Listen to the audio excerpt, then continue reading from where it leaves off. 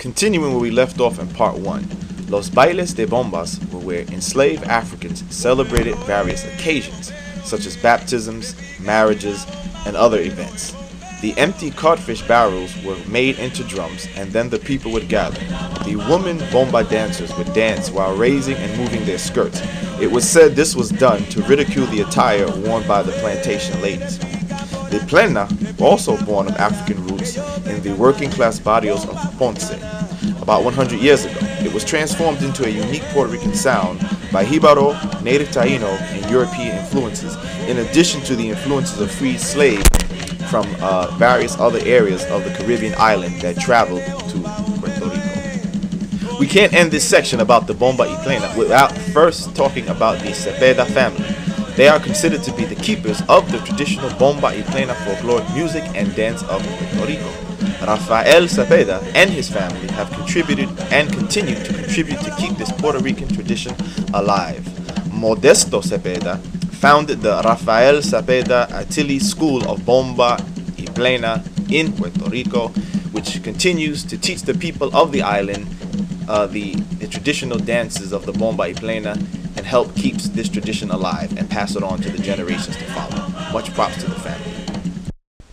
African influence on Boricua Spanish speech style. West Africans brought to the island of Puerto Rico spoke Bosal Spanish. Bosal, a mixture of Portuguese, Spanish, and Congo. This forms the peculiar speech pattern of many Puerto Ricans. Many Puerto Ricans have the habit of swallowing the S and often pronounce R as an L. This is because in the African tongue there is no S or R sound. For example, you may hear a Puerto Rican say "Cómo está" instead of "Cómo está." Another example is a Puerto Rican may say "Voy a cantar" instead of "Voy a cantar." So as you can see, from the music to the dance to the food, even to the language, there's African influence on just about every aspect of Puerto Rican culture.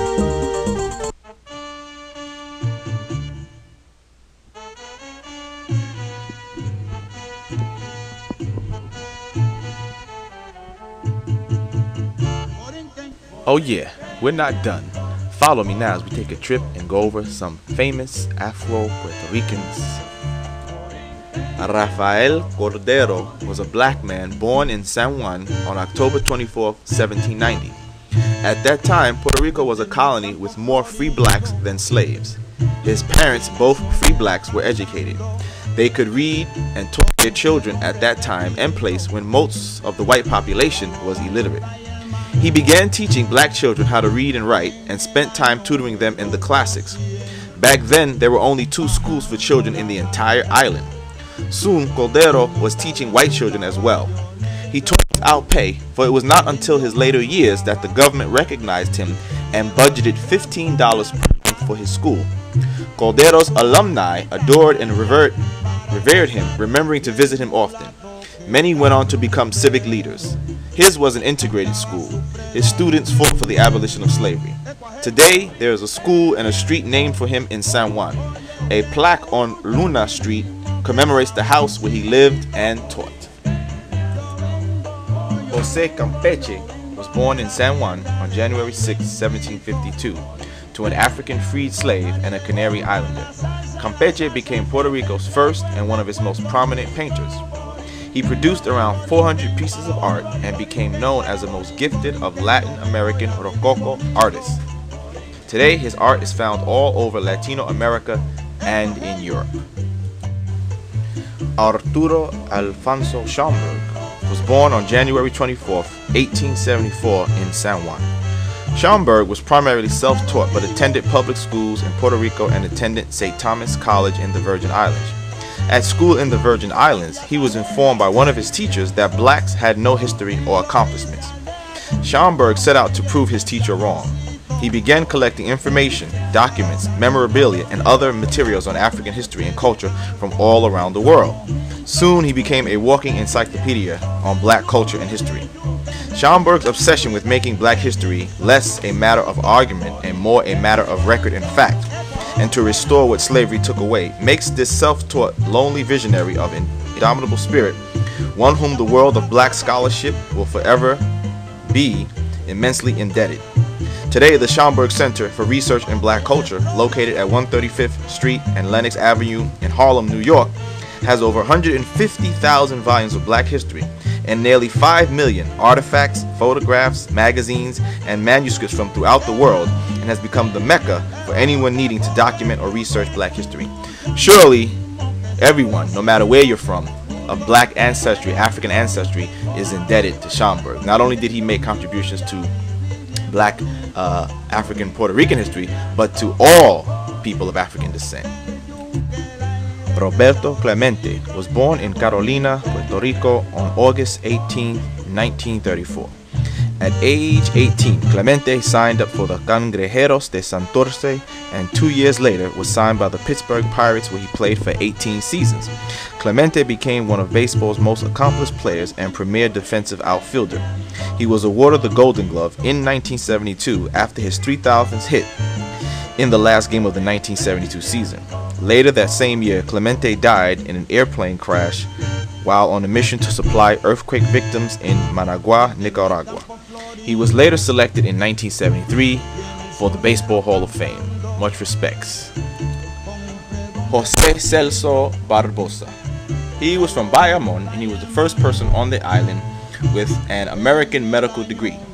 He graduated valedictorian from the University of Michigan class of 1880. He practiced medicine all over the island and introduced the novel idea of a type of health insurance. In 1893, Barbosa founded the first Puerto Rican cooperative named El Ahorro Colectivo. Politically, he formed the first pro-statehood Puerto Rican Republican Party on July 4, 1899. He became known as the father of the Statehood for Puerto Rico movement. He later established the first bilingual newspaper entitled El Tiempo. Pedro Albizu Campos was from Ponce. He was a Puerto Rican politician and advocate of Puerto Rican independence from the United States.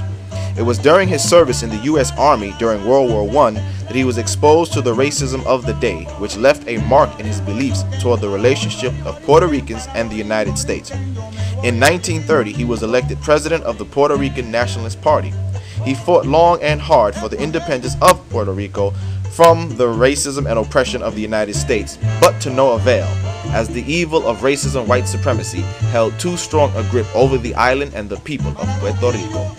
Albizu was the most vocal and visible Puerto Rican of African descent of his generation. So we must give much respect to this man who stood against and challenged the evil of racism and the falsehoods of white supremacy. A fist in the air for Albizu Campos. Jesus Colon, known as the father of the Nuyorican movement. After moving to the U.S. and living in Brooklyn, New York with his brother, he faced discrimination because of the evils of white racism and his difficulty speaking English. He decided to write of his experience as well as that of other immigrants. He was the first Puerto Rican to do so in English. His best-known work, A Puerto Rican in New York, set the stage for the literary movement known as the Nuyorican movement. Colon inspired other writers, among them the famous Nuyorican poet Pedro Pietri. Ruth Fernandez, from Ponce, May 23, 1913. Her rise to stardom in 1941 at the age of 28 when signed to Columbia Records. Her first hit song, Cuando Vuelvas. In her first hit appearance in New York at the Latin Theater of New York, she was introduced as El Alma de Puerto Rico Hecha Canción, and that was what she was called from that moment on. She was the very first successful black female Puerto Rican singer, and as such broke color barriers and stereotypes, including on one occasion when the Mingo Band was contracted to perform in the Condado Vanderbilt Hotel. She was told that she would have to enter through the kitchen, as was the rule for black musicians. But she defied this rule and entered through the main entrance and went right on stage and performed before the astonished audience. In 1954, she participated in the first Televisa musical show in the history of Puerto Rico, El Show Libby's. She was the first woman to sing in a Puerto Rican orchestra, first Puerto Rican woman to sing Popular Musica at the Metropolitan Opera House in New York, first Latina singer of romantic music to sing in Scandinavian countries, and first Latina to record with a North American band. She also was elected to the Senate of Puerto Rico, representing the District of Ponce. In 1990, Imagen magazine selected her as the 10 most powerful women in Puerto Rico.